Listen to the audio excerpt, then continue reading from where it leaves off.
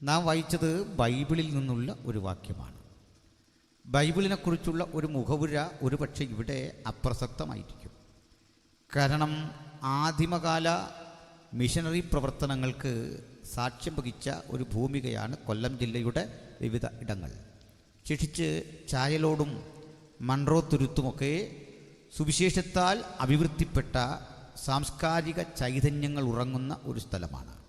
അതിൻ്റെ അനുരണങ്ങൾ പല വിധത്തിലും രൂപത്തിലുമൊക്കെ അതിൻ്റെ ഉപഭോക്താക്കളൊക്കെ ആയി തീരാൻ ഇവിടെയുള്ള ആളുകൾക്ക് ഭാഗ്യവും അവസരവും ഒക്കെ സിദ്ധിച്ചിട്ടുണ്ട്. അത്തരം ചരിത്ര വസ്തുക്കളിലൊക്കെ ഊന്നി ഞങ്ങൾ പരസ്യങ്ങളിലൊക്കെ ദൈവവചനം പ്രസംഗിക്കാറുമുണ്ട്. എന്നാൽ ഇതിന് ആവശ്യമായൊരു സന്ദർഭമോ സാഹചര്യമോ നമ്മുടെ മുമ്പിൽ ഇല്ല. എങ്കിലും ബൈബിൾ സംബന്ധിച്ചുള്ള ഒരു മുഖവുര ഈ ഗ്രാമത്തിന് ആമുഖരാത്രി ആയതുകൊണ്ട് കിട്ടുന്നത് ഒരു അധികമായ വസ്തുതയല്ല. അതുകൊണ്ട് തന്നെ ഞാൻ ഈ ബൈബിൾ എന്നൊരു വിഷയത്തിന് ഒരു ഇൻട്രൊഡക്ഷൻ പറഞ്ഞുകൊണ്ട് നമ്മുടെ വായനാ ഭാഗത്തേക്ക് വന്ന് അല്പനിമിഷങ്ങൾ വചനം ചിന്തിച്ച് പ്രാർത്ഥിക്കാം എന്ന് ആഗ്രഹിക്കുന്നു. നമ്മുടെയൊക്കെ പക്കൽ ബൈബിളുണ്ട്. ഈ ബൈബിൾ എന്ന പദം നിഷ്പാദിച്ചിട്ടുള്ളത് ടാ ബിബ്ലിയ എന്ന ഒരു ഗ്രീക്ക് സംജ്ഞയിൽ നിന്നാണ്. ടാ അത് ഡെഫിനിറ്റ് ആർട്ടിക്കിളാണ്. ബഹുവചനത്തോടൊപ്പം ഈ ഡെഫിനിറ്റ് ആർട്ടിക്കിൾ വരുമ്പോൾ ടാ എന്നും ഏകവചനത്തോടൊപ്പം ടോ എന്നുമാകും. ടോ ബിബ്ലോസ് അതിൻ്റെ അർത്ഥം ദ ബുക്ക് എന്നാണെങ്കിൽ ടാ ബിബ്ലിയ അതിൻ്റെ അർത്ഥം ദ ബുക്സ് എന്ന ബഹുവചനമാകുന്നു. ഈ പദത്തിൽ നിന്നാണ് ഇംഗ്ലീഷിലെ ബൈബിൾ എന്ന പദം നിഷ്പാദിച്ചിട്ടുള്ളത്. പക്ഷേ ഈ ബൈബിളിന് ഈ പുസ്തകത്തിന് ഈ പദം നൽകിയത്, ഈ പേര് നൽകിയ ആളിൻ്റെ പേര് ജോൺ വിക്ലിഫ് എന്നായിരുന്നു. 1382 ഇംഗ്ലണ്ടിലെ ജോൺ വിക്ലിഫ് ഈ പുസ്തകത്തിന് ബൈബിൾ എന്ന് പേര് നൽകുകയും അദ്ദേഹം ബൈബിളിലെ ചില ഭാഗങ്ങൾ അന്ന് നിലവിലിരുന്ന വ്യവസ്ഥിതികളെ വെല്ലുവിളിച്ചുകൊണ്ട് പരിഭാഷപ്പെടുത്തുകയും ചെയ്തു. അതിൽ അദ്ദേഹം നേരിട്ട വിപത്തും ഭീഷണിയും വിവരണാതീതമായ ഒന്നായിരുന്നു. ഞാനതുവഴി ഒന്ന് വരുന്നത് ബൈബിളിനെക്കുറിച്ചുള്ള പ്രാഥമിക അറിവില്ലാത്ത ഏതെങ്കിലും ഒരാളെങ്കിലും ഇത് കേൾക്കുന്നെങ്കിൽ അവർക്ക് പ്രയോജനം സിദ്ധിക്കേണ്ടതിനാണ്. ഞാൻ പറയട്ടെ, ഈ ബൈബിൾ പണ്ട് പരിമിതമായ ഭാഷാന്തരങ്ങളെ നിലവിലുണ്ടായിരുന്നുള്ളൂ. ആ ഭാഷാന്തരങ്ങളുടെ ഒരേകദേശ എണ്ണം പറയുന്നത് എളുപ്പമാണ്. ആദ്യത്തെ ബൈബിൾ പരിഭാഷ പഴയ നിയമത്തിനാണ് ഉണ്ടായത്, യേശു ക്രിസ്തുവിന് മുമ്പ്. അതിൻ്റെ പേര് സെപ്റ്റുവജൻ്റ് എന്നായിരുന്നു. സപ്തതി 70 പണ്ഡിതന്മാർ ചേർന്ന് ബൈബിളിൻ്റെ പഴയ നിയമം അന്നത്തെ ആധികാരികമായ ലോകഭാഷയാകുന്ന ഗ്രീക്കിലേക്ക് നടത്തിയ മൊഴിമാറ്റമായിരുന്നു ആദ്യത്തെ പരിഭാഷ. അത് ടോളമി ഫിലാഡൽഫസ് എന്നറിയപ്പെടുന്ന ഒരു രാജാവിൻ്റെ നേതൃത്വത്തിൽ നടന്നു. ചരിത്രപ്രസിദ്ധമായ ഈജിപ്തിലെ അലക്സാൻഡ്രിയയിൽ ഈ പുസ്തകം ധാരാളം ചർച്ച ചെയ്യപ്പെടുന്നതിനൊക്കെ അന്ന് അത് കാരണമായി. പിന്നീട് ഗ്രീക്ക് പുതിയ നിയമം കൂടി രൂപവൽക്കരിക്കപ്പെട്ടു കഴിഞ്ഞപ്പോൾ ബൈബിൾ ഗ്രീക്കിലും അതുപോലെ തന്നെ എബ്രായയിലും മാത്രം കിട്ടുന്ന സ്ഥിതിവിശേഷമുണ്ടായി. വളരെ പെട്ടെന്ന് അരാമിക് എന്ന യഹൂദൻ്റെ സംസാര ഭാഷയിലും ഒരു ബൈബിൾ പരിഭാഷയുണ്ടായി. അതിനെ വിളിച്ച പേര് താർഗൂം എന്നായിരുന്നു. ഈ താർഗൂമിന് ശേഷം സുറിയാനി ഭാഷയിലും ഒരു ബൈബിൾ ലഭിക്കുകയുണ്ടായി. അതിനെ വിളിച്ച പേര് പെഷിറ്റ എന്നായിരുന്നു. തദനന്തരം ഉണ്ടായ ഏറ്റവും വികാസം പ്രാപിച്ച ഒരു ബൈബിൾ പരിഭാഷ ലാറ്റിൻ ഭാഷയിലായിരുന്നു. ലത്തീൻ അഥവാ റോമക്കാരുടെ ഔദ്യോഗിക ഭാഷയിൽ ഒരു ബൈബിൾ ഉണ്ടായി. അതിൻ്റെ പേര് വൾഗേറ്റ് എന്നായിരുന്നു. അതിന് വുൾഗാത്ത എന്ന് മലയാള ലിപ്യന്തരീകരണവും നമ്മൾ കാണുന്നുണ്ട്. അപ്പോൾ ലാറ്റിൻ വൾഗേറ്റ് വരെയുള്ള പരിഭാഷ കൊണ്ട് ഏതാണ്ട് ഈ ബൈബിൾ പരിഭാഷ നിലച്ചു. എന്തായിരുന്നു കാരണം എന്നറിയണ്ടേ? സുവിശേഷ വിരോധികളോ അക്രമികളോ ഭരണകൂടമോ എന്നും എതിർത്തിട്ടല്ല, മറിച്ച് അന്ന് ഇത് കൈകാര്യം ചെയ്യാൻ നിയോഗിക്കപ്പെട്ട റോമിലെ പ്രസിദ്ധന്മാരായ ആ ക്രൈസ്തവ സഭയുടെ മതമേധാവികൾ അരുളി ചെയ്തു, ഈ പുസ്തകം വ്യാഖ്യാനിക്കാനും അത് പഠിപ്പിക്കാനും പ്രസംഗിക്കാനുമുള്ള അധികാരം നിഷിദ്ധമായിട്ടുള്ളത് ഞങ്ങൾ പുരോഹിതന്മാരിലാണ്. അതുകൊണ്ട് ആരെങ്കിലും ഈ ബൈബിൾ ഉപയോഗിക്കുന്നുവെങ്കിൽ അവർ ഞങ്ങളിൽ നിന്ന് കേൾക്കാൻ മാത്രം തയ്യാറായിക്കൊള്ളണം. അതുകൊണ്ട് ഈ ബൈബിൾ ഇനി ലാറ്റിൻ ഒഴിച്ചുള്ള ഒരു ഭാഷയിലും പരിഭാഷപ്പെടുത്തിക്കൂടാ. അന്ന് ക്രൈസ്തവ സഭയുടെ പ്രത്യേകത എന്താണെന്നറിയണ്ടേ? രാജാധികാരം കൂടി ക്രൈസ്തവ സഭയ്ക്കുണ്ടായിരുന്നു. ആരാകണം രാജാവ്, ആ രാജാവ് എന്തു ചെയ്യണം എന്നുകൂടി നിഷ്കർഷിക്കുവാനുള്ള അധികാരം അന്നത്തെ ക്രൈസ്തവ സഭയ്ക്ക് ഉണ്ടായിരുന്നത് കൊണ്ട് ഒരർത്ഥത്തിൽ ഈ രാജാവ് ഒരു പാവയെപ്പോലെ ഈ ക്രൈസ്തവ സഭയ്ക്ക് വഴങ്ങേണ്ട സ്ഥിതി വന്നു. എന്നാൽ കരുത്തന്മാരായ ചില രാജാക്കന്മാർ വന്നിട്ട് ഈ മതമേധാവിത്വത്തെ ഒതുക്കിയിട്ട് അവർ പൊളിറ്റിക്സ്, അതിൻ്റെ ശക്തി സവിശേഷതകളൊക്കെ മതത്തിൻ്റെ മീതെ അടിച്ചേൽപ്പിച്ച് ഒതുക്കുമായിരുന്നു. വീണ്ടും ചില കരുത്തന്മാരായ പുരോഹിതന്മാർ വന്നിട്ട് രാജാവിനെ ഒതുക്കുമായിരുന്നു. ചുരുക്കത്തിൽ A clash between state and the church, സഭയും സംസ്ഥാനവും രാഷ്ട്രവും തമ്മിലുള്ള സംഘട്ടനം ഇങ്ങനെ മൂർച്ഛിച്ചിരിക്കെ ഈ മതഗ്രന്ഥത്തിലൊന്നും കടന്ന് പെട്ടെന്ന് ആർക്കും ഇടപെടാൻ കഴിയാത്ത വിധം മതം അതിൻ്റെ കാഠിന്യതയോടെ ശക്തിയോടെ വർദ്ധിക്കും കാലത്ത് ഇതാ വരുന്നു ക്രൈസ്തവ സഭ മേലാളന്മാരുടെ മേധാവികളുടെ ഒരു തിട്ടൂരം, ഒരാജ്ഞ. ഈ പുസ്തകത്തിൽ ഞങ്ങളറിയാതെ ഇനി ആരും കൈവച്ചുകൂടാ. ഞങ്ങൾ പ്രസംഗിക്കും, നിങ്ങൾ കേൾക്കണം. ഞങ്ങൾ പഠിപ്പിക്കും, നിങ്ങൾ ശ്രദ്ധിച്ചിരിക്കണം. ഞങ്ങൾ ഉത്തരവിടും, നിങ്ങൾ അനുസരിക്കണം. ഞങ്ങൾ ആജ്ഞാപിക്കും, നിങ്ങൾ ശിരസാ വഹിച്ചു കൊള്ളണം. അങ്ങനെ തിരുമേനിമാരും ഐമേനിമാരും എന്ന നിലയിൽ, കേൾവിക്കാരനും പ്രഭാഷകനും എന്ന നിലയിൽ രണ്ടുവിധ വിഭാഗീയ ശക്തികൾ ഉടലെടുത്തു. യേശു വിഭാവനം ചെയ്ത, അപ്പോസ്തലന്മാർ പഠിപ്പിച്ച, പരിശുദ്ധാത്മാവിനാൽ നിയോഗിക്കപ്പെട്ട ആദിമസഭയുടെ പൈതൃകവും രൂപഭാവങ്ങളുമൊക്കെ ഏകദേശം ബലികഴിച്ചുകൊണ്ട് ക്രൈസ്തവ സഭ ഒരു മതമായി അധപ്പതിച്ചു വരുന്ന ആ കാലഘട്ടത്തിൽ വീണ്ടും ചില വസ്തുതകൾ നടമാടി. ഒരു സഭയുടെ നിലനിൽപ്പിൻ്റെ ആധാരം കെട്ടുറപ്പുള്ള ഹെഡ് ക്വാർട്ടേഴ്സ് അല്ല, ആധിപത്യമുള്ള അധികാരികളോ കേന്ദ്ര നേതൃത്വമോ അല്ല, സർക്കുലർ അയക്കാൻ ശക്തിയുള്ള ഓഫീസുകളോ ലെറ്റർപാടോ സീലോ അല്ല. ക്രൈസ്തവ സഭയുടെ അധികാരവും ശക്തിയും നിയോഗിക്കപ്പെടുന്നത് ദൈവത്തിൻ്റെ പരിശുദ്ധാത്മാവിനാലാണ്. ആ ദൈവകൃപ ചോർന്നു പോകുന്നിടത്തൊക്കെ ഇത് വീര്യം കെട്ട, നിറം കെട്ട ഒരു മതമായി അധപ്പതിക്കുമ്പോൾ ദൈവത്തിൻ്റെ മക്കൾ തിരിച്ചറിയട്ടെ, ഇത് മതമല്ല, ഒരു ജീവിതചര്യയാണ്.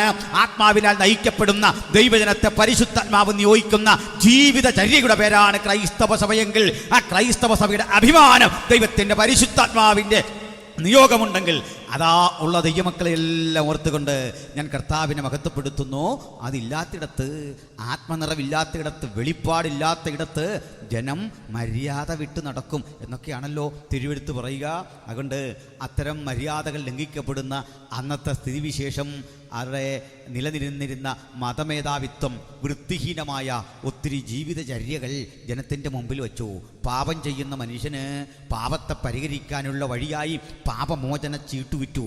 അന്ന് പുരോഹിതന്മാരുടെ ജീവിതം അരാജകത്വം നിറഞ്ഞതായിരുന്നു. കാരണം അവരെ ചോദ്യം ചെയ്യാൻ ആരും ഒരുമ്പെടാതെ വന്നു, ഭയമായിരുന്നു അവർക്ക്.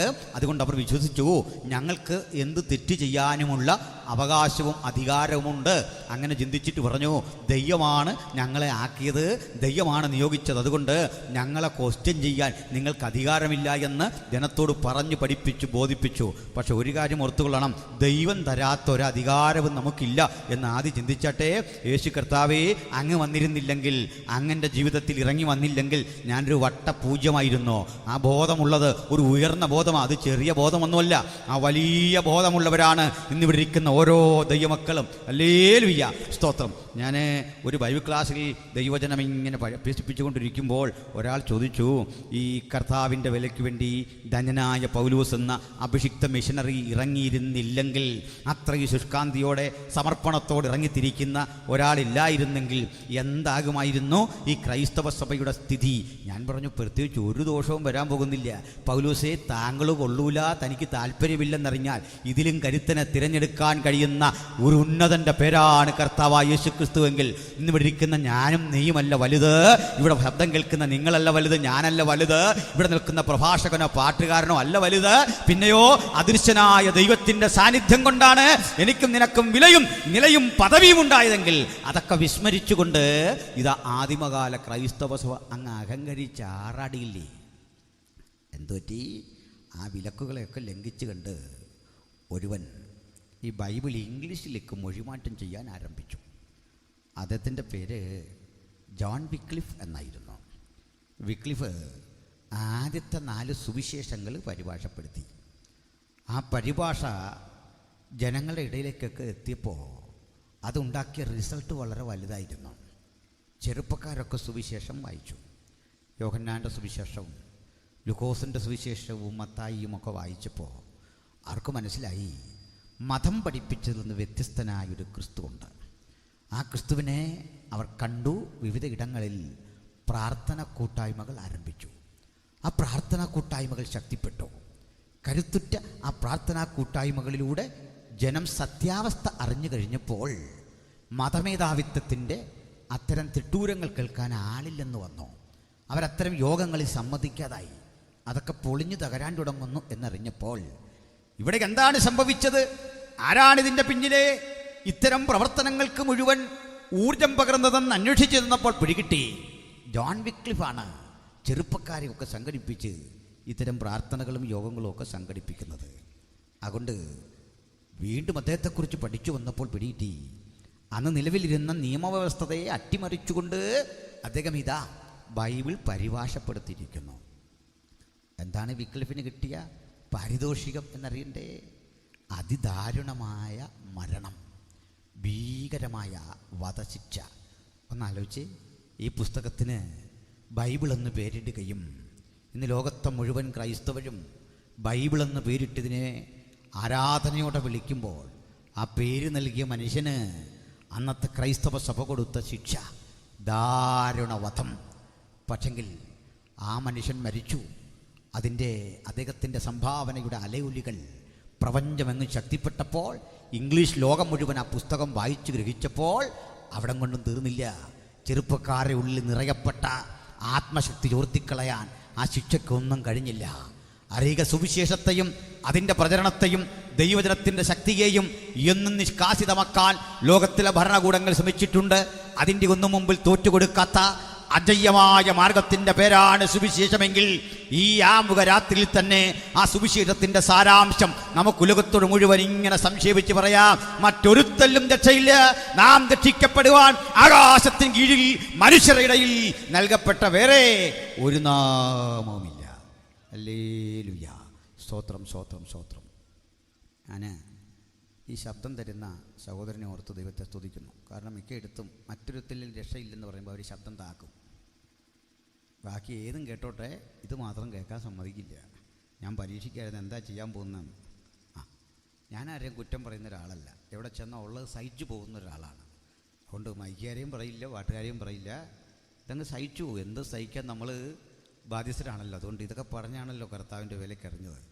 അതുകൊണ്ട് മൈക്കൊത്തില്ല, സൗണ്ട് ഒത്തില്ല, പാട്ടൊത്തില്ല, ആഹാരം ഒത്തില്ല, വണ്ടിക്കൂലി ഒത്തില്ല. ഇതൊക്കെ തരാമെന്ന് പറഞ്ഞല്ലല്ലോ കർത്താവ് ഇറക്കിയത്. പക്ഷെങ്കിൽ ചിലടത്ത് ചെന്ന് കഴിഞ്ഞാൽ ബാക്കി ഏതിനും സൗണ്ട് ഇങ്ങനെ തള്ളിക്കൊടുക്കും. മറ്റൊരുത്തിലും രക്ഷയില്ലെന്ന് പറയുമ്പോൾ ഭൂതം അവൻ്റെ മണ്ടേ കയറും. എന്നിട്ടത് ഈ വണ്ട് മൂളുന്ന ശബ്ദത്തിൽ ഈ ശബ്ദാങ്ങ് ചെല്ലില്ലേ, എന്നിട്ട് പറയും അത് അങ്ങനെ ആയിപ്പോയി, ഇതിങ്ങനെ ആയിപ്പോയി, അപ്പുറത്തെ ഇങ്ങനെയാണ്, സിസ്റ്റം പുതിയതാണ്. സിസ്റ്റം പുതിയതാണ്, പക്ഷെ മനുഷ്യന് കേൾക്കത്തില്ലേ, പറഞ്ഞിട്ട് കാര്യമുണ്ടോ? ഇതെല്ലാം അടവുകൾ പോട്ടെ. അപ്പോൾ അത് ഓർത്തപ്പോൾ ഒരു കഥ കൂടി പറയാം. നിങ്ങൾ ഉറങ്ങണ്ട എന്ന് പറയാൻ കാരണം, ഞാൻ ഈ പ്രകോപിപ്പിച്ച ആളുകളെ കൊണ്ട് സ്തോത്രം പറയിപ്പിക്കുന്ന ഒരാളോ ഹല്ലേലൂയ പറയുന്ന ആളോ അല്ല. എല്ലാവരും ഹല്ലേലൂയ ഈ സ്തോത്രം പറയണം, പക്ഷെ അത് എൻ്റെ ചെലവിൽ വേണ്ട എന്ന് ചിന്തിച്ചൊരാളാണ് ഞാൻ. സ്വന്തം മനസ്സോടെ ദൈവത്തെ സ്തുതിക്കുന്ന എൻ്റെ ഒരു രീതി. അന്യൻ്റെ ചെലവിൽ ദൈവത്തെ സ്തുതിച്ചിട്ട് എന്താ ഗുണമുള്ളത്? നമ്മുടെ ചെലവിലാകട്ടെ സ്തോത്രവും ഹല്ലേലൂയയൊക്കെ. അതുകൊണ്ട് ചില ആളുകൾ ഈ സൗണ്ട് ചെക്ക് ചെയ്യാനാണ് പ്രൈസ് ദി ലോർഡ് പറയുന്നത്, ഹല്ലേലൂയയൊക്കെ പറയുന്നത്. എന്തിനാ? എന്നിട്ട് എന്തെല്ലാം ഗോഷ്ഠികളായി ആരാധനയ്ക്കെന്ന് കാണിക്കണ്ടേ? വണ്ടിയുടെ വൈപ്പർ ആടുന്ന പോലെ നമ്മുടെ കൈയിട്ട് ആട്ടുക, എന്നിട്ട് പറയാ പോരെന്ന്. നമുക്കൊരു ഹല്ലേലൂയ പറഞ്ഞാണ്ട് പറയാ പോരാ. ഈ പോരെന്ന് തീരുമാനിക്കാൻ ഇങ്ങനാരാ? നമ്മുടെ സൃഷ്ടാവായ ദൈവത്തെ നമ്മൾ മനന്നൊന്ന് ആരാധിക്കുമ്പോൾ, സന്തോഷത്തോടെ ആരാധിക്കുമ്പോൾ കണ്ടവൻ പറയുക പോരെന്ന്. ഇതൊക്കെ മാറണ്ടേ? ഈ ശൈലിയൊക്കെ മാറണം. ഞാൻ എത്ര സ്തുതിച്ചാലും പോരാന്നൊക്കെ ആളുകൾ പറഞ്ഞ കാര്യം ഓർത്തപ്പോൾ ഞങ്ങൾ ഉറങ്ങില്ല. ശ്രദ്ധിച്ച്, ഒരു യോഗത്തിൽ 3-4 ദിവസം ഉപവാസം ഇരുന്ന ഒരമ്മച്ചിയുടെ അടുത്തിട്ട് ഈ കർത്തൃമേശയും കൊണ്ട് പാസ്റ്റർ വന്നു. ഫാസ്റ്റിങ് തീരുക. അമ്മച്ചി എന്ത് ചെയ്തെന്ന് ചോദിച്ചാൽ ഇതിൻ്റെ നല്ലൊരു ഭാഗം എടുത്തുകൊണ്ട് പോയി ഞാൻ കഴിച്ചു. പാസ്റ്റർ വാങ്ങി വഷിപ്പീൻ എന്ന് പറഞ്ഞത് കൊണ്ട് നടക്കുകയാണ്. അടുത്തത് ചെല്ലുമ്പോഴായിരുന്നു സംഗതി ഇല്ല. പിന്നെ ദൈവാസനൊരു പരിജ്ഞാനം ഉള്ളതുകൊണ്ട് അദ്ദേഹം എങ്ങനെയോ വേറൊന്നും എടുത്ത് വെച്ച് അഡ്ജസ്റ്റ് ചെയ്ത് ആ കാര്യമെല്ലാം അങ്ങ് പരിഹരിച്ചിട്ട് ഈ വല്ലാതെ ഈ അപ്പത്തിൻ്റെ പാതി അടിച്ച് തീർത്ത് അമ്മച്ചി ഇത് കഴിഞ്ഞ് വിളിച്ചിട്ട് ചോദിച്ചു, അതെന്തോ പണി ഞങ്ങളാ കാണിച്ചേ? അതോടെ എൻ്റെ ദൈവാസനെ, എൻ്റെ കർത്താവിൻ്റെ ശരീരം എത്ര തിന്നാലും എനിക്ക് മതി വരികയല്ല. മനസ്സിലായോ? വീണെടുത്തിടന്നുള്ളുക. വിശന്നിതെല്ലാം അടിച്ചിട്ട് പറയും എൻ്റെ കർത്താവിൻ്റെ ശരീരം ഒരു വൈബ്രേഷനൊക്കെ ഇട്ട് പറയാ, എത്ര തിന്നാലും എനിക്ക് മതി വരികയില്ല. ആ, എന്തിനാ ഈ അടവെടുക്കുന്നത്? അപ്പം വിക്ലിഫിലേക്ക് വരാം, ഉറങ്ങല്. ജോൺ വിക്ലിഫ് പരിഭാഷപ്പെടുത്തി അദ്ദേഹത്തെ കൊന്നുകളഞ്ഞു. പക്ഷെ പ്രതികാരം അവിടെ കൊണ്ട് തീരാതെ 38 ആണ്ടുകൾക്ക് ശേഷം അദ്ദേഹം മരിച്ചുറങ്ങുന്ന കുഴിമാടം തുരന്ന് അസ്ഥികൾ പുറത്തെടുത്ത് കത്തിച്ച് ചാമ്പലാക്കി നദിയിലൊഴുക്കിക്കൊണ്ട് മതമേധാവിത്വം പറഞ്ഞു, ഞങ്ങളുടെ അനുമതി കൂടാതെ ഈ പുസ്തകത്തിൽ തൊടുന്നവൻ മരണം കൊണ്ടും ശിക്ഷ അവസാനിക്കില്ല, മറിച്ച് മരണശേഷവും ഞങ്ങൾ അവനെ പിന്തുടർന്നുകൊണ്ടിരിക്കും. പക്ഷെ വചനം പറയുന്ന അഭിഷിക്തന്റെ മരണശേഷവും അവൻ്റെ പ്രവൃത്തി അവനെ പിന്തുടർന്നുകൊണ്ടിരിക്കും. ഹല്ലേലൂയ. തീക്കുണ്ടത്തിലിട്ട് അസ്ഥിയെ കത്തിച്ച് കളഞ്ഞവന്റെ പേര് ചരിത്രം വിസ്മരിച്ച് കളഞ്ഞപ്പോൾ ജോൺ വിക്ലിഫിന്റെ പേര് ബൈബിൾ നിലനിൽക്കുന്നിടത്തോളം, പ്രഭാഷകരുള്ളിടത്തോളം ഉലകം മുഴുവൻ പ്രഘോഷിക്കപ്പെടാൻ കാരണമെന്താ? തൻ്റെ നാമത്തിൽ ജീവനെ സംരക്ഷിക്കാൻ ശ്രമിച്ചവനൊക്കെ അതിനെ കളഞ്ഞപ്പോൾ അതിനെ കളയാൻ തുനിഞ്ഞിറങ്ങിയവൻ്റെ ചരിത്രമെന്ന് ഓർമ്മപ്പെടുത്താൻ ദൈവത്തിന് ഹിതമായി. അത് തന്നെയാണ് കാരണം. അതുകൊണ്ട് പിന്നെയും കാലം മുമ്പോട്ട് പോയി. 1535 ആകുമ്പോഴേക്കും ഇംഗ്ലണ്ടിൽ മറ്റൊരുവനെ ദൈവം എഴുന്നേൽപ്പിച്ചു, വില്യം ടിൻഡെയിൽ. ടിൻഡെയിൽ ഒരു പ്രൊഫസറായിരുന്നു. അദ്ദേഹം പുതുനിയമം മുഴുവൻ ഇംഗ്ലീഷിലേക്കാക്കി, ലാറ്റിനിൽ നിന്ന്. അത്രയും ചെയ്തിട്ട് തദനന്തരം അദ്ദേഹം പഴയ നിയമത്തിലേക്ക് കൈയെടുത്തു വച്ചു. വാർത്ത അറിഞ്ഞു മതമേധാവിത്വം, ക്രൈസ്തവ സഭയാണ് അതിന് നേതൃത്വം കൊടുത്ത ആളുകളൊക്കെ വിളിച്ചു കൂട്ടി പറഞ്ഞു, താങ്കളൊരു പ്രൊഫസറല്ലേ, സാമാന്യ വിവരം വേണ്ടേ? എന്ത് വിവരം? ഞങ്ങളുടെ അനുമതിയും അറിവുമില്ലാതെ ഈ പുസ്തകം പരിഭാഷപ്പെടുത്താൻ താങ്കളോട് ആര് പറഞ്ഞു? അതുകൊണ്ട് എരിയുന്ന തീച്ചൂള കാണിച്ചിട്ട് പറഞ്ഞു, നീ എഴുതിയത് മുതൽ അതിൽ കത്തിച്ച് കളയണം, അല്ലെ നീ ആയിരിക്കും ചാമ്പലാവുക. മറുപടി, അല്ലയോ മതമേധാവിത്വമേ, ഞാനൊരു അധർമ്മിയോ ദുർമാർഗിയോ അല്ല. എൻ്റെ ഉടയവൻ്റെ വചനം എൻ്റെ ജനത്തിൻ്റെ സാമാന്യ ഭാഷയിൽ ഞാനെഴുതി പ്രചരിപ്പിച്ചത് ഒരു പാപമെങ്കിൽ അത്തരം കുറ്റം ആവർത്തിക്കാനാണ് എനിക്കിഷ്ടം. ഇന്ന് രാത്രി അത്തരം കുറ്റം ആവർത്തിക്കാൻ മനസ്സുള്ള ചിലരുടെ താല്പര്യത്തിന് സമർപ്പണത്തിനുമായി ഞാൻ ദൈവത്തെ സ്തുതിക്കുന്നു. ഈ പുസ്തകം പ്രസംഗിക്കുന്നതും പ്രചരിപ്പിക്കുന്നതും ഒരു കുറ്റമെന്ന് ലോകത്താര് വിധി കൽപ്പിച്ചാലും അത്തരം കുറ്റം ചെയ്യാൻ മടിയില്ലാത്ത ഒരു പുതിയ ജനതയുടെ ആവിർഭാവത്തിന് ഈ ഗ്രാമം ഒരുങ്ങട്ടെ, യൗവനക്കാർ ഒരുങ്ങട്ടെ. അത് തന്നെ സംഭവിച്ചു. അദ്ദേഹത്തെ പിടിച്ചു കത്തിച്ച് ചാമ്പലാക്കി. അദ്ദേഹം മരണത്തിന് മുമ്പ് ഒന്നുകൂടി വിളിച്ചു പറഞ്ഞു, അല്ലയോ മതമേധാവിത്വമേ, നിങ്ങൾ എന്നെ കത്തിച്ച് ചാമ്പലാക്കുക. എന്നെ കത്തിച്ച് ഈ തീച്ചൂളയിൽ കത്തി അമർന്ന് ഞാൻ തീരുമ്പോൾ ഈ ചാരത്തിൽ നിന്ന് ഒരു കഴുകൻ ചിറകടിച്ചു പറക്കും. ആ കഴുകൻ യൂറോപ്പിൻ്റെ ആത്മീക മണ്ഡലത്തെ മുഴുവൻ ശുദ്ധീകരിച്ചുകൊണ്ട് അനന്തവിഹായസിലൂടെ ചിറകടിച്ച് തലങ്ങും വിലങ്ങും പറക്കും. അവൻ്റെ ചിറകടി ശബ്ദത്തിൻ്റെ മുമ്പിൽ മതമേധാവിത്വത്തിൻ്റെ ഉഗ്രപ്രതാപങ്ങൾ തകർന്നടിയും, കോട്ടകൊത്തളങ്ങൾ ഇടിഞ്ഞു വീഴും. അവൻ്റെ ചിറകടി ശബ്ദത്തെ വരിഞ്ഞു മുറുക്കി കെട്ടാൻ ലോകത്തിലൊരു ശക്തിക്കും സാധിക്കില്ല. എന്തുപറ്റി? രാജ്യം ഭരിക്കുന്ന ചക്രവർത്തി തിരുമനസിന്റെ ഹൃദയത്തെ ദൈവം ഉണർത്തി, രാജാവിൻ്റെ ഹൃദയത്തെ ദൈവം ഉണർത്തി. 1561 ആയപ്പോൾ രാജ്യം ഭരിക്കുന്ന ചക്രവർത്തിയില്ലേ ജെയിംസ് രാജാവ്, ആ രാജാവിന് തോന്നി ഈ പുസ്തകം ഒന്ന് വായിക്കണം. അദ്ദേഹം കൊട്ടാരത്തിൽ നിന്ന് പണം കൊടുത്ത് 47 വിദഗ്ധ പണ്ഡിതന്മാരെ വരുത്തിക്കൊണ്ട് മുഴുവൻ ബൈബിളും ഔദ്യോഗികമായി പ്രസിദ്ധം ചെയ്തു. അങ്ങനെ നമുക്കൊരു ബൈബിൾ കിട്ടി. Authorised king James version, James രാജാവിൻ്റെ പരിഭാഷ. അതൊന്നും ഉള്ളതിൽ നല്ലൊരു പരിഭാഷയാണ്.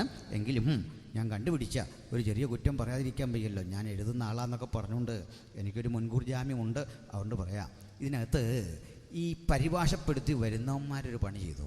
അവർക്ക് ഈ രാജാവിനോടുള്ള പ്രീതിയും ഭക്തിയും നിമിത്തം യാക്കോബിൻ്റെ പേര് തിരുത്തി കളഞ്ഞു ജെയിംസ് എന്ന്. പുതിയ നിയമത്തിലെ ജേക്കബിന് പകരം എന്താക്കി?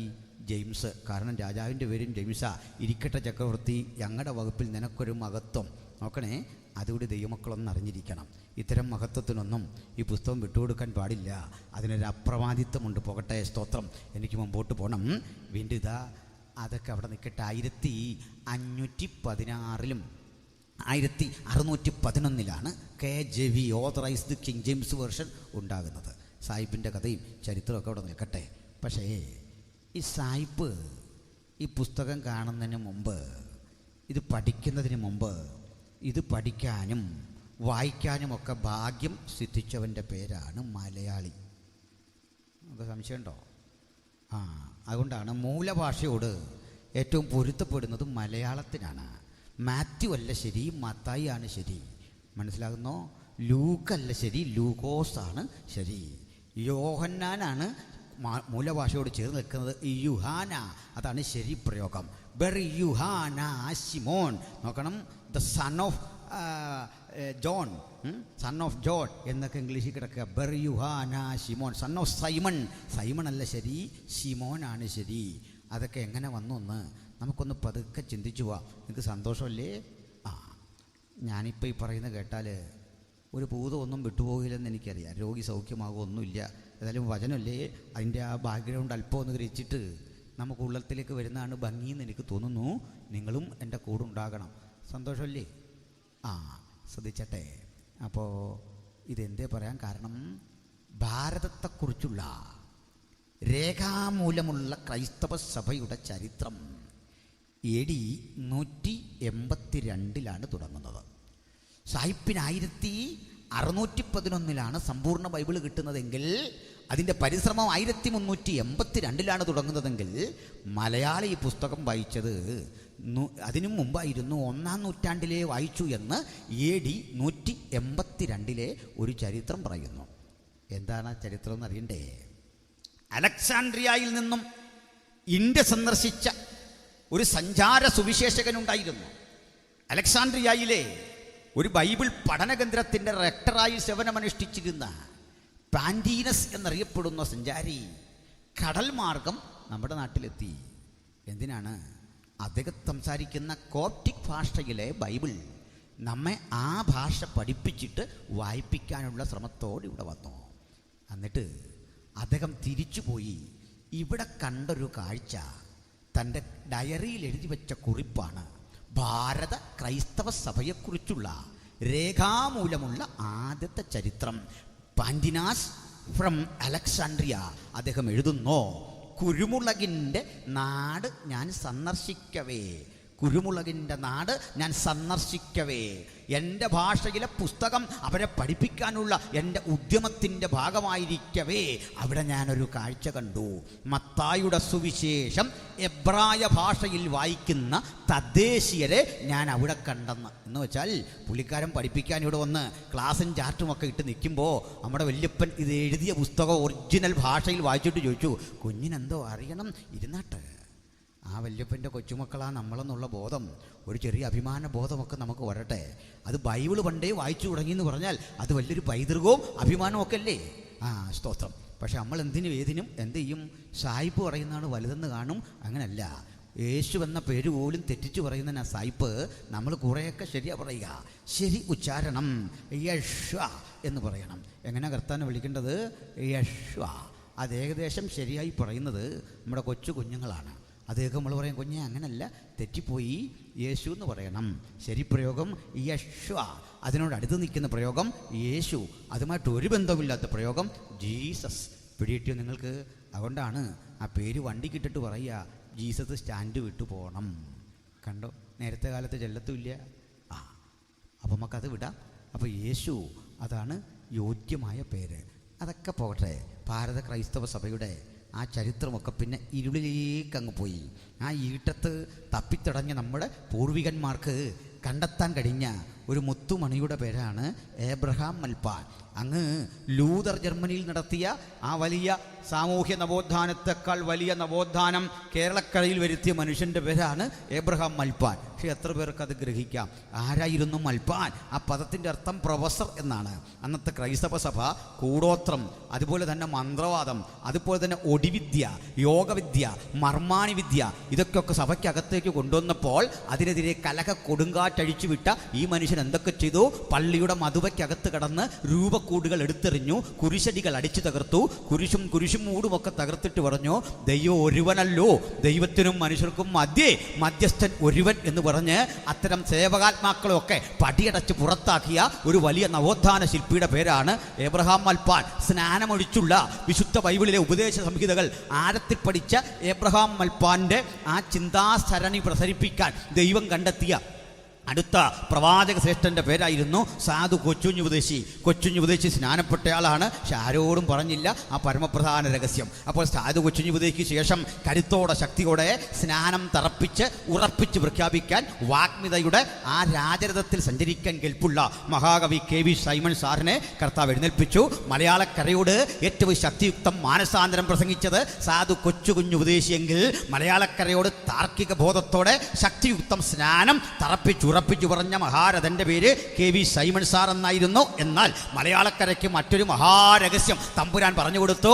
അത് ആത്മനിറവിൽ ദൈവത്തെ ആരാധിക്കുന്ന ഒരു ദൈവജനത്തിൻ്റെ ആവിർഭാവത്തെക്കുറിച്ച് അപ്പോസ്തലപ്രവൃത്തി 2 രൂപപ്പെട്ട തനത് ദൈവസഭയുടെ ആ പൂർവികതയിലേക്കുള്ള തിരിച്ചുപോക്കിനെ കുറിച്ച് ഉറപ്പിച്ചും തറപ്പിച്ചും മലയാളക്കരയെ പഠിപ്പിച്ച നിരവധി ദൈവവൃത്തന്മാരുണ്ട്. അതിൻ്റെ പൂർവികൻ, അതിൻ്റെ തലതൊട്ടപ്പൻ എന്നൊക്കെ പേര് കൊടുക്കാൻ പറ്റുന്നത് പാസ്റ്റർ KE എബ്രഹാം അവർക്കാണ്. തമിഴ് മനസ്സ് ഉപദേശിയുണ്ട്, ഡേവിഡ് ഉപദേശിയുണ്ട്, നിരവധി ആളുകളുടെ ചരിത്രം ജോൺ ക്രിസ്ത്യൻ അരുളപ്പനുണ്ട്. പക്ഷേ അതിൻ്റെ ചരിത്ര പൈതൃകം ആ ആദരണീയനായ KE എബ്രഹാം സാറിനാണ്. പിന്നെയും അനവധി ആളുകൾ ART അതിശയത്തെ പോലുള്ള ദൈവവൃത്തന്മാർ അവരൊക്കെ ആത്മനിറവ് ഉപദേശം തറപ്പിച്ചുറപ്പിച്ച് മലയാളക്കരയെ പഠിപ്പിച്ചു. അങ്ങനെയാണ് നമ്മളിവിടെ വരെ വന്നത്. അല്ല ചരിത്രം ഇല്ലാത്തവരല്ല, ഇത്രയും ചരിത്രമുള്ള ആർക്കാ. പക്ഷെ ആ ചരിത്രത്തെ പുറകോട്ട് കൊണ്ടുപോകുന്ന ചില പുതിയ ജനസിൽപ്പെട്ട ആളുകളുണ്ട്. ഒരു 15 കൊല്ലം കൊണ്ട് അവർ ചരിത്രത്തെ പുറകോട്ടടിക്കുകയാണ്. അങ്ങനെയുള്ള ആളുകൾ 15 കൊല്ലം മുമ്പ് സുവിശേഷ യോഗത്തിന് പോയിരുന്ന ആളുകൾക്ക് ഇന്നത്തെ യോഗത്തിൻ്റെ ഒരു വ്യത്യാസം കാണാം. ഇന്നത്തെ യോഗത്തിൽ ചെല്ലുമ്പോൾ പറയും, ഇന്ന് രാത്രി ഇവിടെ ചിലത് നടക്കാൻ പോകുകയാണ്. എന്താണ് എന്ത് ചെയ്താൽ പറയല. ഈ നടക്കുന്ന കാര്യം എന്താണെന്ന് ആമുഖമായി പറഞ്ഞാൽ ഇരിക്കുന്നവൻ്റെ സംശയം മാറിക്കിട്ടും. അപ്പോൾ ആദ്യമായി യോഗത്തിന് വന്നവന് സംശയം ഏതാണ്ട് ഇവിടെ നടക്കും.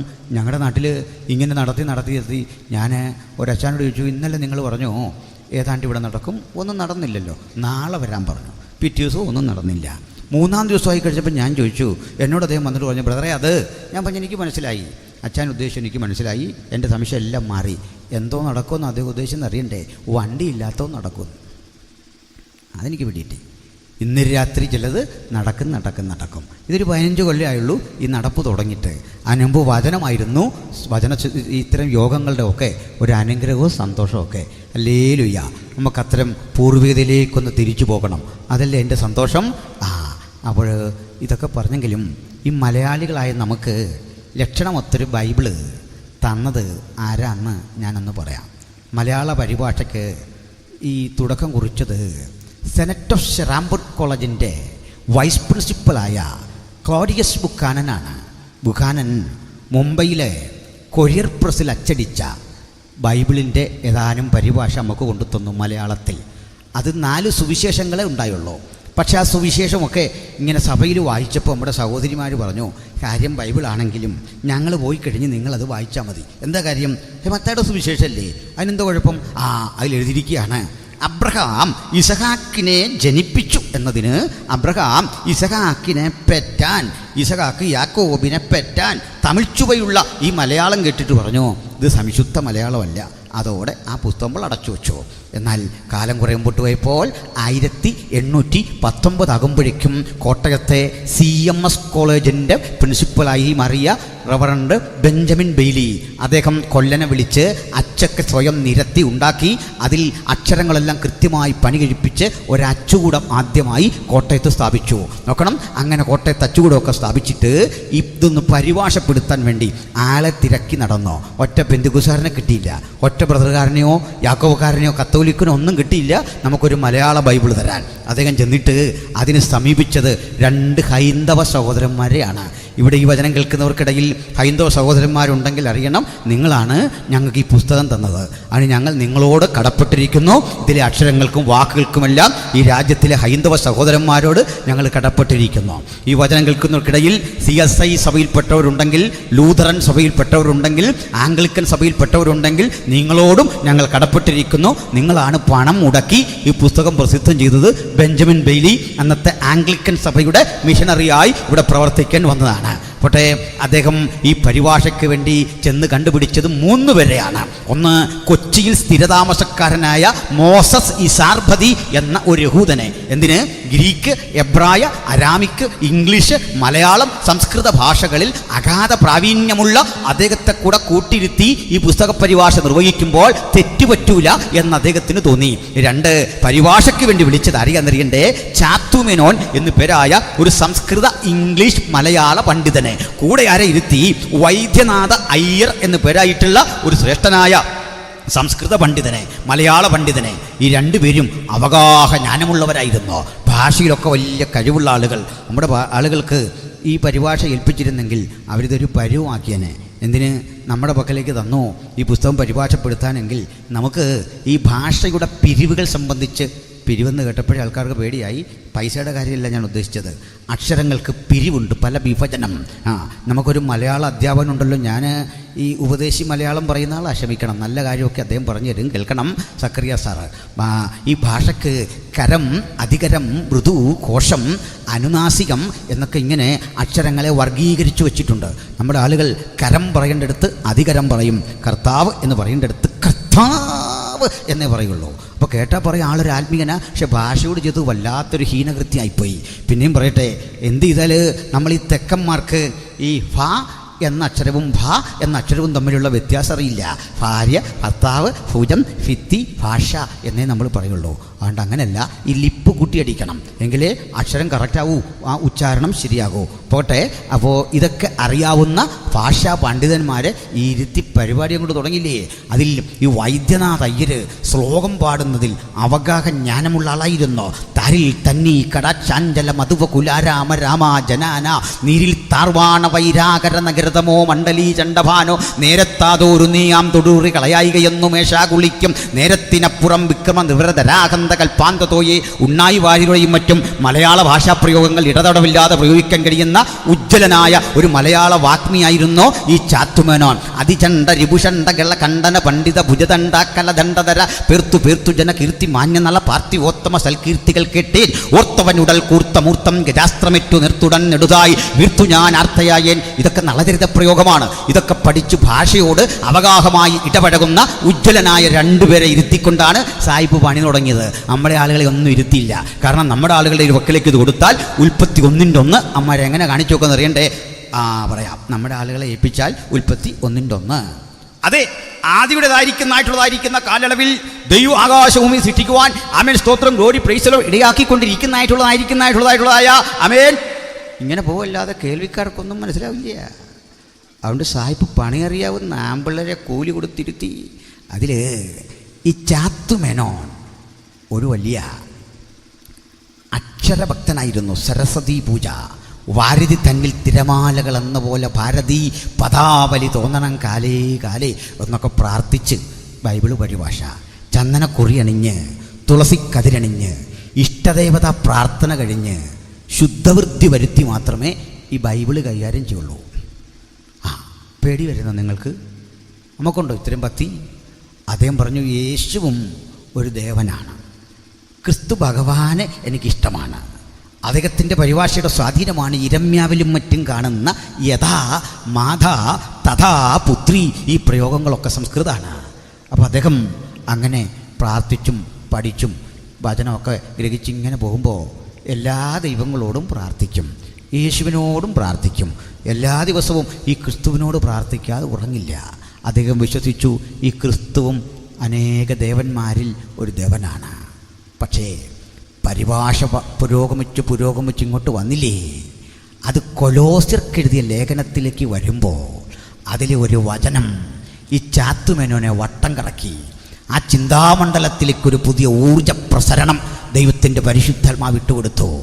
ആ ചാത്തുമേനോൻ ഏകാഗ്രതയോടെ അങ്ങനെ പഠിച്ചു വരുമ്പോൾ അതിലെ ഒരു വചനം ഇങ്ങനെ മുൾക്കൊളുത്തു പോലെ കടന്നു പിടിച്ചു. യേശുവെക്കുറിച്ചുള്ള വചനം പൗലോസ് ഗലാത്യർക്ക് പറഞ്ഞു കൊടുക്കുന്നു, ഈ കൊലോസ്യർക്ക് പറഞ്ഞു കൊടുക്കുന്നു, കൊലോസ്യരെ, ആരാണ് ക്രിസ്തു? അവൻ കേവലം ഒരു ദേവനല്ല, അവൻ കേവലം ഒരു അവതാരമല്ല, അവൻ കേവലം ഒരു ശക്തിയല്ല. പിന്നാരാണവൻ? ആ ചോദ്യത്തിന് മറുപടിയായി പറയാൻ തുടങ്ങി, അവൻ അദൃശ്യനായ ദൈവത്തിന്റെ പ്രതിമ, സകല സൃഷ്ടിക്കും ആദ്യജാതൻ. വാഴ്ചകളാകട്ടെ, അധികാരങ്ങളാകട്ടെ, കർത്തൃത്വങ്ങളാകട്ടെ, സകലവും അവൻ മുഖാന്തരം ഉളവായി. അവനിലല്ലോ ദൈവത്തിന്റെ സകല സമ്പൂർണതയും ദേഹരൂപമായി വസിക്കുന്നത്. ഹല്ലേലൂയ. ആ വചനം ഇളക്കി മറിച്ച ആ ഹൃദയത്തെ മുഴുവൻ ഉഴുതുമറിച്ച് ദൈവത്തിന്റെ പരിശുദ്ധമാവിന്റെ വചനവും യേശുവിന്റെ നിർമ്മല രക്തത്തിന്റെ ശക്തിയും ചാത്തുമേനിൽ വ്യാപരിച്ചപ്പോൾ ആ പരിഭാഷ തീരും മുമ്പ് കർത്താവായ യേശുവിനെ ഹൃദയത്തിൽ രക്ഷിതാവും കർത്താവുമായി സ്വീകരിച്ച് നിമജ്ജന സ്നാനം കൈക്കൊണ്ട് ഉലകത്തോട് മുഴുവൻ വിളിച്ചു പറഞ്ഞു, മറ്റൊരുത്തലും രക്ഷയില്ല. നാം രക്ഷിക്കപ്പെടുവാൻ ആകാശത്തിന് കീഴിൽ മനുഷ്യരുടെ ഇടയിൽ നൽകപ്പെട്ട വേറെ ഒരു നാമമില്ല. രണ്ട് സഹോദരന്മാരെ, ആരെങ്കിലും യേശുവിനെ സ്വീകരിച്ച് വരുന്നെങ്കിൽ ചിലരൊക്കെ തെറ്റിദ്ധരിക്കുന്നല്ലോ, ഞങ്ങൾ കാശ് കൊടുത്തൊന്നും മാറ്റുന്നതല്ല. കാശ് കൊടുത്ത് മാറ്റുന്നതെന്ന് മാത്രമല്ല, നിങ്ങൾ അറിയാത്തൊരു രഹസ്യം പറയാം. ഞങ്ങൾ ഈ സ്നാനമൊക്കെ നടത്തി കഴിഞ്ഞിട്ട് ഒരു ചില്ലിക്കാശ് അങ്ങോട്ട് കൊടുക്കലെന്ന് മാത്രമല്ല, ഇങ്ങോട്ടല്പം കിട്ടാറുണ്ട്, വണ്ടിക്കൂലിയാണ്. ആ രഹസ്യം നിങ്ങൾക്ക് അറിയാത്ത സ്നാനപ്പെടുത്തി പോകാൻ നേരം ഞങ്ങൾ ഓടിച്ചെന്ന് വണ്ടിയെ കയറിയാലും അത് ഈ പോക്കറ്റ് വീഴും. ഇന്ന് വരെ ആർക്കും പണം കൊടുത്ത് യേശുവിലേക്ക് കൊണ്ടുവരേണ്ടി വന്നിട്ടില്ല. കാരണം ഞങ്ങളല്ലല്ലോ കർത്താവിലേക്ക് കൊണ്ടിരുന്നത്, രക്ഷയ്ക്കായി കാംക്ഷിക്കുന്നവനെ ഞാൻ അതിലാക്കും. ഇന്ന് രാത്രിയും തങ്ങൾ ഏകാഗ്രചിത്തരായി കാത്തിരിക്കുന്നവരുടെ നടുവിൽ തന്നെത്താൻ ബലവാനെന്ന് കാണിക്കേണ്ടതിന് ഊടാടി സഞ്ചരിക്കുന്ന അത്യുന്നതന്റെ കണ്ണുകളുടെ വ്യാപാരം അതൊന്ന് തൊട്ടാൽ, ഹല്ലേലൂയ, ജാതിക്കും മതത്തിനും വർണ്ണത്തിനും വർഗത്തിനും അതീതമായി ഈ വചനം അതിന്റെ പ്രവൃത്തി ചെയ്തുകൊണ്ടേയിരിക്കും. ഹല്ലേലൂയ, സ്തോത്രം. അതുകൊണ്ട് ഇങ്ങനെ കിട്ടിയ ഒരു പുസ്തകം പടകിലുള്ള പിന്നീട് യാക്കോബായ, മർത്തോമ, സിയസൈ സഭകൾ ഒരുമിച്ച് കൂട്ടി ഒരു സൊസൈറ്റി രൂപപ്പെടുത്തിക്കൊണ്ട് 1911 ഇന്ന് കാണും വിധമുള്ള സത്യവേദ പുസ്തകം നമ്മുടെ പക്കൽ എത്തിക്കാൻ ആരംഭം കുറിച്ചു. ദൈവമക്കൾ ഉപയോഗിക്കുമെങ്കിൽ കഴിവതും ഈ സത്യവേദ പുസ്തകം എന്ന പരിഭാഷ ഉപയോഗിക്കണം. അതാണ് മൂലഭാഷയോട് കൂടുതൽ നീതി പുലർത്തുന്നത്. എടുത്തു പറയാൻ കാരണം, ഇവിടെ തിരുവല്ലയിലൊക്കെ ഒത്തിരി ആളുകൾ പണിയില്ലാതിരിക്കുന്നുണ്ട്. ഒരാ ഇടവേളയിലെല്ലാം ഇതിൻ്റെ പരിഭാഷയാണ്. എന്നിട്ട് അവസാനം അവൻ്റെ വല്യപ്പൻ്റെ പേര് ഇടും, കുട്ടപ്പൻ ബൈബിൾ. മനസ്സിലായോ? ആ സായിപ്പ് ഡേയ്സും ഒക്കെ 10-40 കൊല്ലം അതിൻ്റെ മുമ്പിൽ കിടന്ന് പണിയെടുത്തൊരു സാധനയാണ്, ഒരു കമ്മിറ്റ്മെൻറ്റാണ്. എന്നിട്ട് എഴുതി Dake's annotated Bible, Thompson chain reference Bible. അതിനെ അനുകരിച്ച് അവിടുന്ന് ഇവിടുന്നെല്ലാം അല്പാൽപ്പം വാരിയെടുത്ത് ബൈബിളിലൊക്കെ പഠിച്ചിറങ്ങുന്ന കുട്ടികളെ നിരത്തിയിരുത്തി ഒരിക്കൽ പോലും ബൈബിൾ വായിച്ചിട്ടില്ലാത്തവൻ, ഈ പുസ്തകം കണ്ടിട്ടില്ലാത്തവൻ, അവൻ്റെ പേരിലൊരു Bible, Kuttappan Bible, Kunjeli Bible, Nangeli Bible, Chinnamma Bible, അങ്ങനെയല്ല സംഭവം. അതുകൊണ്ട് നമുക്ക് വേണ്ടത് ഈ സത്യവേദ പുസ്തകമാണ്. ഇത് വായിക്കണം. സ്തോത്രം. നല്ല പരിഭാഷയാണ്, ഇംഗ്ലീഷിനേക്കാൾ നല്ല പരിഭാഷയാണ്. അപ്പം അതിലൊരു വാക്യമല്ലേ നമ്മൾ വായിച്ചത്. ഞാൻ 1-2 കാര്യങ്ങളൊന്ന് ചോദിച്ചോട്ടെ. ആദരണീയനായ മഹാത്മജിയെ ഗോഡ്സ വെടിവെച്ചു തോക്കൊണ്ട്. ആദരണീയനായ സോക്രട്ടസിന് ഏതൻസിലെ ഒരു കോടതി വിധിച്ചു വിഷം കുടിച്ചു മരിക്കാൻ. ഭഗത് സിംഗിന് ബ്രിട്ടീഷ് പട്ടാളം തൂക്കുകയർ നൽകിക്കൊടുത്തു മരിക്കാൻ. ഈ തൂക്കുകയർ ഭഗത് സിംഗിൻ്റെ അനുഗാമികൾക്കൊരു പൂജാവസ്തു അല്ലല്ലോ. തോക്ക്, മഹാത്മജിക്ക് നേരെ നിറയൊഴിച്ച തോക്ക് നമുക്ക് ശത്രുതയും ഭീതിയും വളർത്തുന്ന ഒരു ഉപകരണമല്ലേ. വീണ്ടും സോക്രട്ടീസിന് കൊടുത്ത വിഷക്കുപ്പി ഒരാരാധ്യ വസ്തുവോ പ്രശംസാ വിഷയമോ അല്ലല്ലോ. പക്ഷേ എന്തുകൊണ്ട് ക്രൂശ് മാത്രം വ്യത്യസ്തമായിരിക്കുന്നു? പൗലോസ്ലീഹ പറയാ, ഈ ക്രൂശ് എനിക്ക് പ്രശംസയാണ്, ഈ ക്രൂശ് എനിക്ക് അഭിമാനമാണ്. ഉലകമേ, ആ അഭിമാനത്തിൻ്റെ പിന്നിലെ കാരണം ഞാൻ 1-2 വാക്കിൽ ഒന്ന് പറയുന്നത് നിങ്ങൾ ശ്രദ്ധിക്കുമെന്നാണ് എൻ്റെ പ്രതീക്ഷ. ഞാനിവിടെ പ്രായമുള്ളവരെയൊക്കെ കാണുന്നു, ചെറുപ്പക്കാരെയും പ്രായമുള്ളവരെയൊക്കെ കാണുന്നുണ്ട്.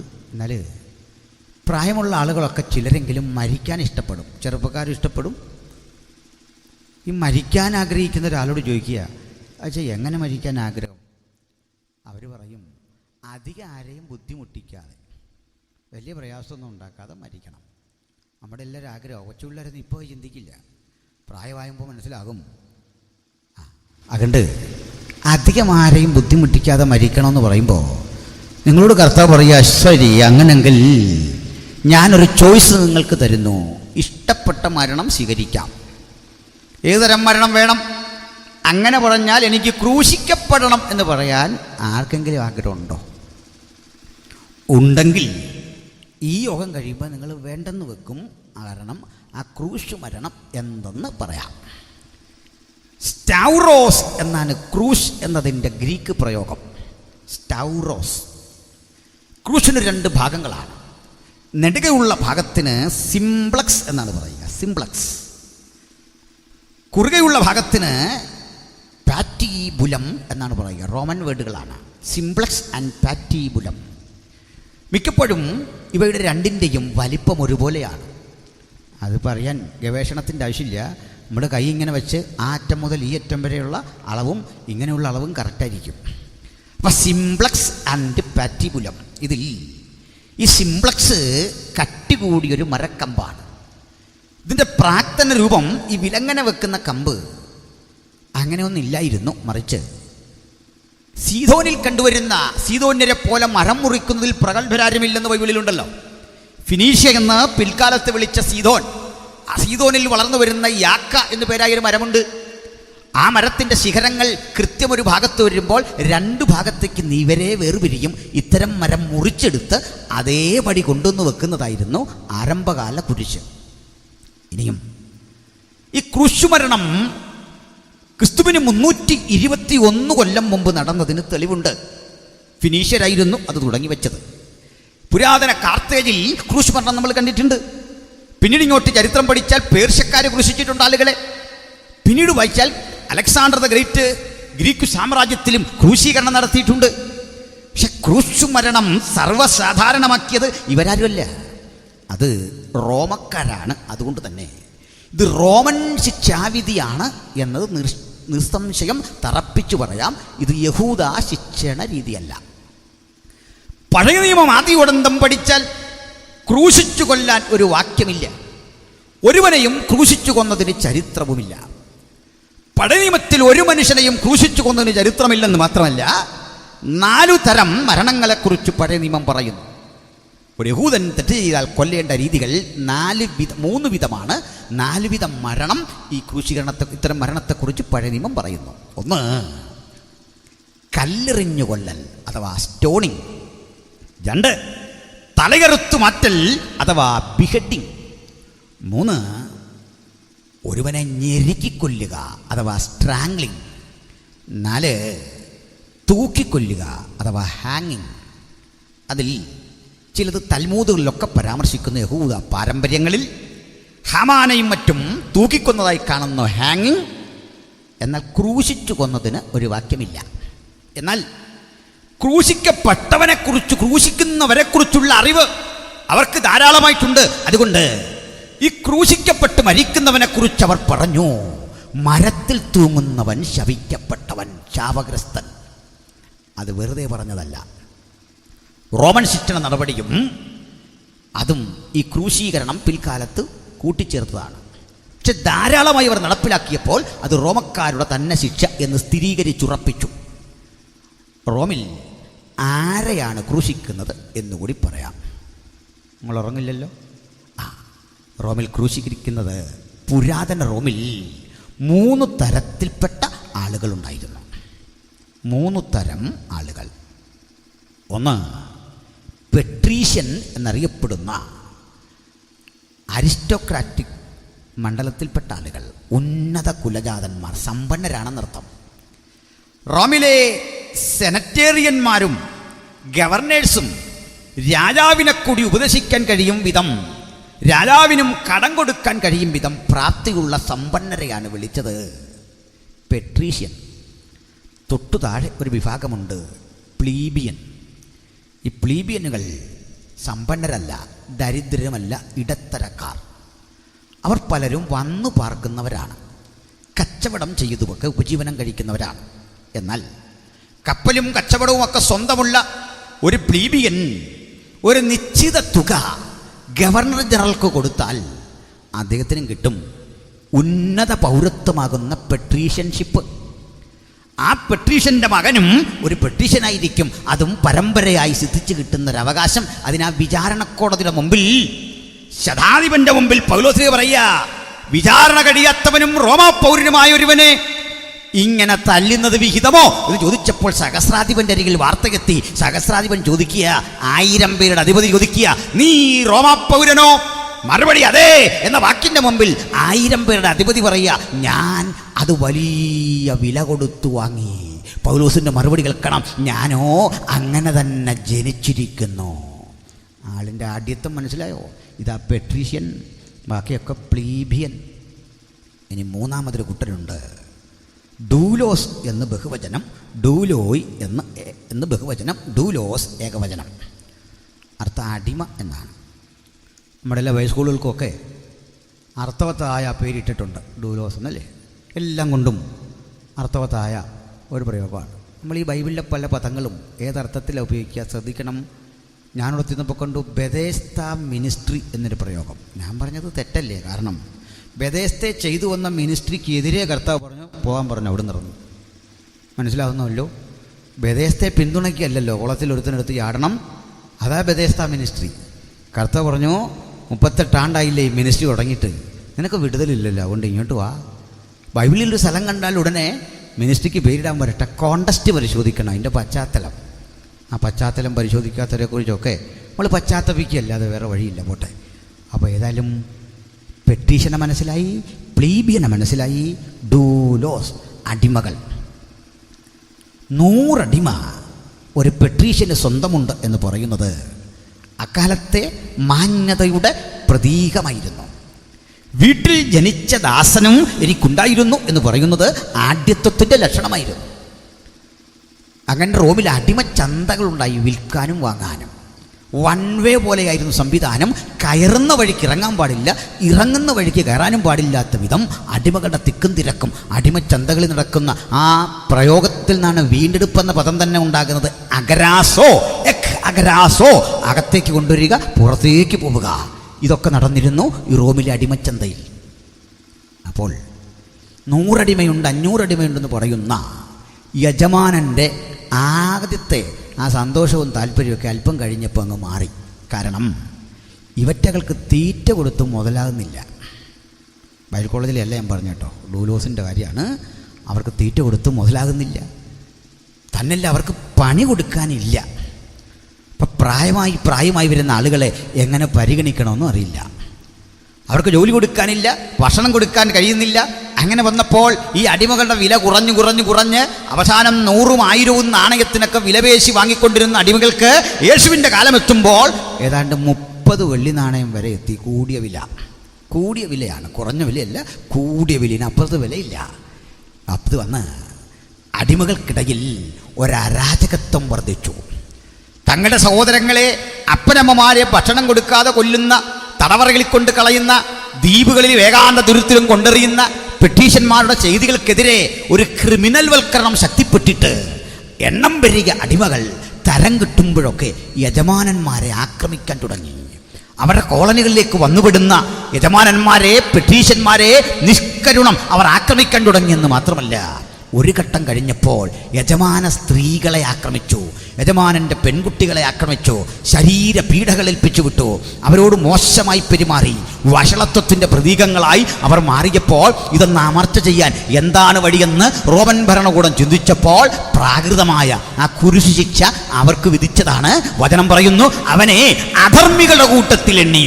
അധർമ്മം ചെയ്തവർക്കൊപ്പം യേശുവിനെ എണ്ണി ക്രൂശിക്കാൻ അന്നത്തെ ഭരണകൂടം നിശ്ചയിച്ചുറപ്പിച്ചപ്പോൾ അധർമ്മത്തിൻ്റെ കാഠിന്യം ദൈവമക്കളൊന്ന് മനസ്സിലാക്കിക്കൊള്ളണം. അതിൻ്റെ അർത്ഥവും സാഹചര്യവും ഒന്ന് മനസ്സിലാക്കിക്കൊള്ളണം. ഒടുവിൽ അടിമകളെ ക്രൂശിക്കുന്ന ആ സ്ഥിരമേർപ്പാട്, ആ ക്രൂശീകരണ രീതി കൂടി എന്ന് പറയാം. പെരുവഴിയോരത്താകണം ക്രൂശിക്കുന്നത്. കടന്നു പോകുന്നവർക്കൊക്കെ അത് കാണാൻ സാധിക്കണം. ഈ ക്രൂശിക്കുന്നവൻ്റെ ശരീരം നിശ്ചിത സമയത്തെ ശിക്ഷണ നടപടി കഴിഞ്ഞ ആൾ മരിച്ചു എന്ന് ഉറപ്പായി കഴിഞ്ഞാൽ ഒരു വിധത്തിലും നിലത്തിറക്കി കിടത്താൻ പാടില്ല. കാരണം ഭൂമി റോമക്കാർക്കൊരു ദേവനാണ്. അറ്റ്ലസ് എന്നാണ് ആ ദേവൻ്റെ പേര്. നമ്മുടെ നാട്ടിൽ ജൂവലറിയുടെ പേരാണ്, പൊട്ടിപ്പോയെന്ന് കേൾക്കുന്നു. അപ്പോൾ അറ്റ്ലസ് ദേവനെ അപമാനിക്കുന്നതിന് തുല്യമാണ് ഈ ഭൂമി കൊണ്ടവനെ വെക്കുക. കുഴിയെടുത്ത് അടക്കാൻ പാടില്ല. ക്രൂശിൽ മരിച്ചവൻ്റെ ശരീരം വെള്ളത്തിലൊഴുക്കി കളയാൻ പാടില്ല. കാരണം നദി അവർക്ക് ജലദേവതയാണ്. ജലദേവതയെ ആക്ഷേപിച്ചുകൂടാ. ക്രൂശിക്കപ്പെട്ടവന്റെ ശരീരം അഗ്നിക്കേൽപ്പിച്ചു കൊടുക്കരുത്. അഗ്നി റോമക്കാർക്കു ദേവനാണ്. ആ ദേവനെ അശുദ്ധമാക്കിക്കൂടാ. അധർമ്മിയുടെ ശരീരം അവിടെ തന്നെ കിടക്കണം. അത് ആകാശത്തിലെ പറവകൾക്ക് അവകാശപ്പെട്ടതാണ്. കാക്കയും കഴുകനും ആകാശത്തിലെ പറവകൾ വന്നവയെ കൊത്തിപ്പറിക്കണം. ദുർഗന്ധപൂരിതമായ ആ ശരീരത്തിന് ചുറ്റും ഈച്ചകൾ വട്ടമിട്ട് പറക്കും. ഇരുന്നു വീഴുന്ന മാംസക്കഷണങ്ങൾ കടിച്ചു പറിക്കാൻ നായ്ക്കളും നരികളും ഓരികിട്ടു ചുറ്റും കൂടും. എത്ര ഭീകരത നിറഞ്ഞൊരു കാഴ്ച! അതുകൊണ്ട് ആ വഴിത്താരയുടെ മനുഷ്യൻ പിഞ്ചോമനകളുടെ കൈപിടിച്ചൊക്കെ വരുമ്പോൾ, ഈ മരണം നടക്കുന്ന, ക്രൂശുമരണം നടക്കുന്ന മലയടിവാരത്തും താഴ്വാരങ്ങളിലും കൂടിയൊക്കെ വരുമ്പോൾ അടുത്തേക്ക് വരുന്ന കൊച്ചുമക്കൾ അപ്പനോട് ചോദിക്കും, അപ്പാ, ഒരു വല്ലാത്ത ദുർഗന്ധം, അസഹനീയ ദുർഗന്ധം. അപ്പൻ ഈ കുഞ്ഞിൻ്റെ കണ്ണു തുറന്നിട്ട് അവനെ കയ്യിലെടുത്തിട്ട് പറയും, കുഞ്ഞെ, ആ കാണുന്ന ക്രൂശിലേക്ക് നോക്ക്. കാക്കകൾ വട്ടമിട്ട് പറക്കുന്ന കണ്ടോ? നായ്ക്കളും നരിയും ഓടി നടക്കുന്ന കണ്ടോ? അവിടെ ഒരു ബോർഡ് വായിച്ചാട്ടെ. ആ പ്രവൃത്തി ചെയ്തവൻ്റെ വല്ലാത്ത പാപം അവിടെ എഴുതി വെച്ചിട്ടുണ്ട്. ഇവൻ മോഷ്ടാവാണ്, ഇവൻ അസഭ്യം പറഞ്ഞു, ഇവൻ യജമാന സ്ത്രീക്ക് നേരെ കയർത്തു, യജമാനൻ്റെ കുഞ്ഞിനെ കഴുത്ത് ഞെരിച്ചു കൊന്നു. അതുകൊണ്ട് നീ ശ്വസിക്കുന്ന ദുർഗന്ധം കൊലപാതകത്തിൻ്റെ ദുർഗന്ധം, പാപത്തിൻ്റെ ദുർഗന്ധം. നീ ശ്വസിക്കുന്ന ദുർഗന്ധം ദുഷ്ചിന്തയുടെ ദുർഗന്ധമാണ്. പാപത്തിൻ്റെ ദുർഗന്ധം ശ്വസിക്കൊണ്ട് അതിൻ്റെ കാരണക്കാരനായ ആ മനുഷ്യനെ ശപിക്കണം. അതുകൊണ്ട് കടന്നു പോകുന്നവരൊക്കെ ഈ ക്രൂശിൽ കിടന്നവനെ കണ്ട് ശപിച്ച് ചീത്ത പറഞ്ഞ് പുലഭ്യം പറഞ്ഞ് ഇതുവഴി ഇങ്ങനെ കടന്നു പോകുന്നതാണ് ക്രൂശിക്കപ്പെടുന്ന ഒരുവന്റെ ദാരുണ മരണത്തിന്റെ സ്ഥിതിയെങ്കിൽ ഇത് കണ്ട ചരിത്രകാരനായ സ്ട്രാബോ എഴുതി വെച്ചു, ഞാൻ കണ്ടതിൽ, ഞാൻ മനസ്സിലാക്കിയതിൽ ഏറ്റവും ക്രൂരമായ, ഏറ്റവും ബീഭത്സമായ മരണം അതാണ് ക്രൂശ് മരണം. അതുകൊണ്ട് ഇന്ന് രാത്രി വചനം കേൾക്കുന്ന പ്രിയപ്പെട്ടവരെ, ഈ ക്രൂശ് മരണം ഏതളവിൽ എങ്ങനെയൊക്കെ ആവർത്തിച്ചാലും ഭീകരതയുടെ, കഴുകന്മാർ വട്ടമിട്ട് പറക്കുന്ന മൃഗീയതയുടെ, അതിലുപരി ഈ ശരീരം പോലും കല്ലറയിൽ വെക്കാനാവാത്ത വിധം നിയമക്കുരുക്കുകളുടെ അനിശ്ചിതത്വത്തിന്റെ ഒരു സൂചന ദർശിക്കാൻ കഴിയുമെങ്കിൽ ലോകം മുഴുവൻ അത് കണ്ടിട്ട് പറയും, അയ്യോ കിരാതം. സ്ട്രാബോയെപ്പോലുള്ള ചരിത്രകാരന്മാർ പറയും, അയ്യോ ബീവത്സം, അത് ഭീകരം, ആർക്കും ഇത് സംഭവിക്കരുത്, ശത്രുവിന് പോലും ഇത് ഭവിക്കരുതെന്ന് പറയുമ്പോൾ ആ ക്രൂശിന്റെ അർത്ഥം ഗ്രഹിച്ച പൗലോസ്ലിഹ നമ്മെ പഠിപ്പിക്കുകയാണ്, ലോകമേ തെറ്റിദ്ധരിക്കരുത്, അത് തോൽവിയടഞ്ഞവന്റെ മരണമല്ല, ജയമെടുത്തവന്റെ മരണം. ശത്രുക്കളെ മുഴുവൻ, തനിക്കെതിരെ നിലകൊണ്ട ദുഷ്ടശക്തികളെ മുഴുവൻ, അന്ധകാരത്തിന്റെ ആ ദുർഘട ശക്തികളെ മുഴുവൻ ഒരുമിച്ച് ക്രൂശിൽ തോൽപ്പിച്ച് പരസ്യമായി ജയോത്സവം കൊണ്ടാടിയവന്റെ തികത്തിന്റെ മരണമായതുകൊണ്ട് ആ മരണത്തിന്റെ അർത്ഥവും ആഴവും തിരിച്ചറിയുന്ന പൗലോസ്ലിഹ വിളിച്ചു പറയുകയാണ്, എനിക്കോ നമ്മുടെ കർത്താവായ യേശുക്രിസ്തുവിന്റെ ക്രൂശിൽ അല്ലാതെ പ്രശംസിക്കുവാൻ ഇടവരരുത്.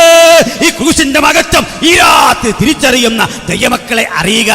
ഈ മരണം കേവലം യാദൃച്ഛിക മരണമല്ല. Hallelujah, hallelujah.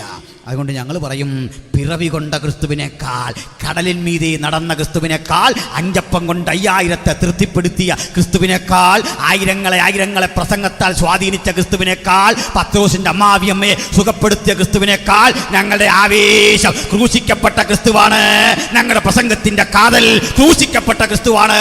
എനിക്കോ നമ്മുടെ കർത്താവായ യേശുക്രിസ്തുവിന്റെ ക്രൂശ് പ്രശംസയാണ്. എന്തേ പ്രശംസിക്കാൻ കാരണം? ആ പ്രശംസ ഭൂമി കൊണ്ട് തീരില്ല. ആ പ്രശംസ ഈ സപ്തസമുദ്രങ്ങളും അലയടിക്കുന്ന മനോഹര പ്രപഞ്ചത്തിന്റെ ഈ പരിമിതി കൊണ്ട് തീരില്ല.